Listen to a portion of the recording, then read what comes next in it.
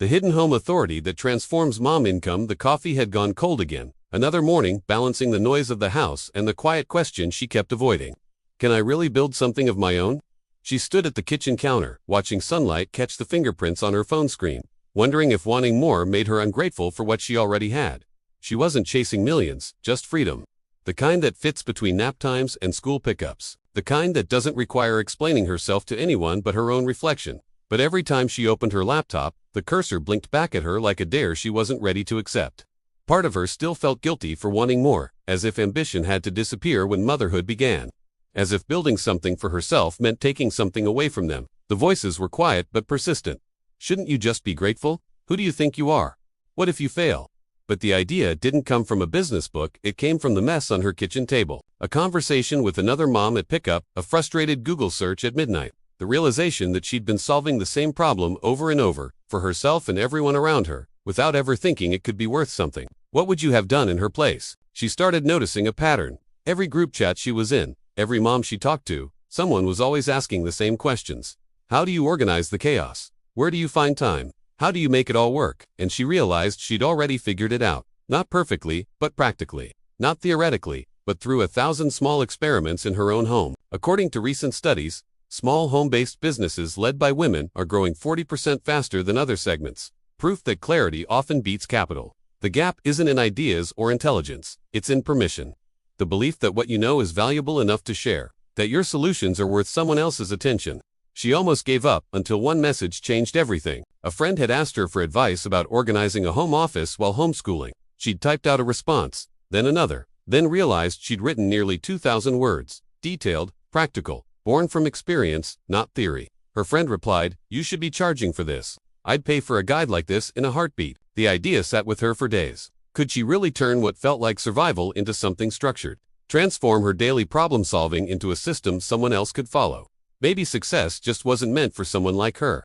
Maybe she was overthinking it. Maybe it was silly to imagine that her kitchen counter wisdom could compete with professional courses and certified experts. Then came the doubt, the kind that whispers louder than failure. But she kept coming back to one thought. If she'd needed this information desperately enough to figure it out herself, someone else was searching for it right now. Tired, overwhelmed, willing to pay for a shortcut through the trial and error she'd already survived. The market wasn't in some distant industry, it was in her inbox, her text threads, her everyday conversations.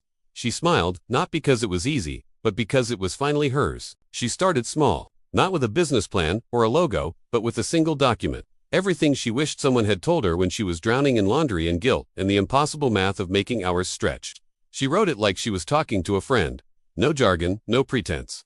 Just honest, tested, real-world strategies that had kept her sane. Her workspace was still her kitchen counter, but it no longer felt like chaos. It felt like possibility. The concept she'd stumbled into had a name, though she didn't know it yet. Knowledge productization, the art of taking what you already know and packaging it into something others can access, learn from, and implement. For stay-at-home moms, it's one of the most overlooked opportunities because it doesn't require inventory, storefronts, or even leaving the house. It requires documentation of expertise you're already living. Sometimes growth doesn't look like progress, it looks like staying. She started documenting everything she did naturally. Her morning routines, her meal prep systems, how she balanced freelance work with preschool schedules. The budget spreadsheet she'd refined over 2 years. The way she'd learned to set boundaries without guilt. Each solution became a potential product, a template, a guide, a workshop, a coaching session. The first sale came 3 weeks after she posted a simple offer in a Facebook group. $27 for a PDF guide on managing home-based work with toddlers. One person bought it, then another, then 5 more by the end of the week. She cried, not because of the money, but because someone had valued what she knew enough to exchange currency for it. What she didn't expect was the feedback. Messages from women who said they felt seen. That her guide didn't just give them a system, it gave them permission to stop apologizing for needing one. That her honesty about the hard parts made them feel less alone. She realized she wasn't just selling information. She was creating connection through shared experience. But authority doesn't announce itself with credentials, it whispers through consistency. She kept showing up. Not every day, but regularly. She shared snippets of her process, her mistakes, the things that worked and the things that flopped. She answered questions in comments. She refined her offer based on what people actually needed, not what she assumed they wanted. Slowly, her voice became recognizable. Her perspective became trusted. The next product was easier to create because she knew exactly what gap to fill. A video workshop on setting up a functional home office without expensive furniture. then a template bundle, then a monthly membership where she shared new systems and hosted live problem-solving sessions, each layer built on the credibility of the last. Then came the doubt, the kind that whispers louder than failure. Who's going to listen to you when there are people with degrees doing this? But she kept remembering what her first customer had told her. I don't need another expert. I need someone who gets it. Here's what most people miss about building authority from home. It's not about being the most qualified, it's about being the most relatable within your specific context. Corporate consultants can teach productivity, but they can't teach it from the perspective of someone whose office is also a playroom. That specificity isn't a limitation. It's a niche, and niches are where trust gets built fastest. She learned to lead with her constraints, not hide them. Here's how I built this while my kids napped. Here's what I do when everything falls apart. Here's the version that costs nothing but time. Her limitations became her differentiators. Her realness became her brand. What helped her most wasn't just learning to use simple tools like Canva for creating guides or Google Docs for templates. It was realizing she didn't need permission to start small. She tested a few approaches before finding what truly worked. And honestly, it changed everything. This isn't a promotion, just something that made her path a little lighter. The ability to present her knowledge professionally without a steep learning curve or expensive software. By month 6, she'd made more than she used to earn part-time. By month 9, she'd replaced her old full-time income. But the transformation wasn't just financial, it was internal. She'd stopped waiting for permission to call herself an expert. She'd stopped apologizing for charging money. She'd stopped believing that her value was tied to how much she sacrificed. Her children noticed not because she talked about it, but because she smiled more, because she was present without being resentful, because they watched her build something with her own hands and mind, and learned that creating value was something anyone could do, from anywhere, if they trusted what they knew. The requests started coming in without her asking. Could she speak in a podcast? Guest post on a blog? Collaborate on a bundle with other mom entrepreneurs? Each yes expanded her reach without requiring more hours. Her authority had become self-sustaining, not because she was everywhere, but because she'd been consistent somewhere. What would you have done in her place? Here's the pattern she finally saw. Home-based authority isn't built through viral moments or massive platforms. It's built through repeated proof that you understand a specific struggle and have tested solutions. Every guide that helps someone, every template that saves someone time, every answer that makes someone feel less alone.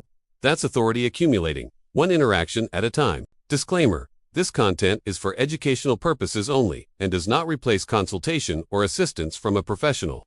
Always consult a qualified professional for any questions related to finance, business, or investments. She started teaching what she'd learned about building this kind of business. How to identify your knowledge assets.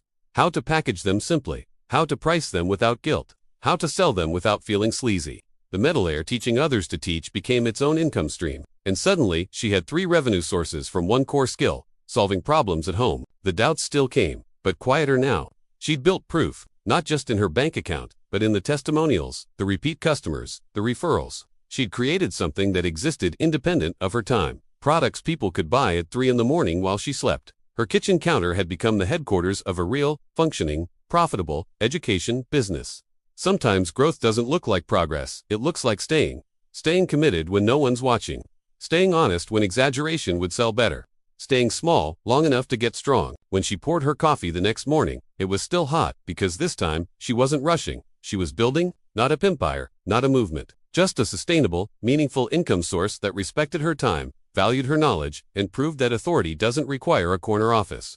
Sometimes it just requires a corner of the kitchen and the courage to believe that what you've learned through living is exactly what someone else needs to learn right now. Her workspace was still her kitchen counter, but it no longer felt like chaos. It felt like possibility. It felt like proof. It felt like home. In a way it hadn't before, because now it was both the place she took care of everyone else and the place she took care of herself. Tell us what part of her story resonated with you most and where you're watching from.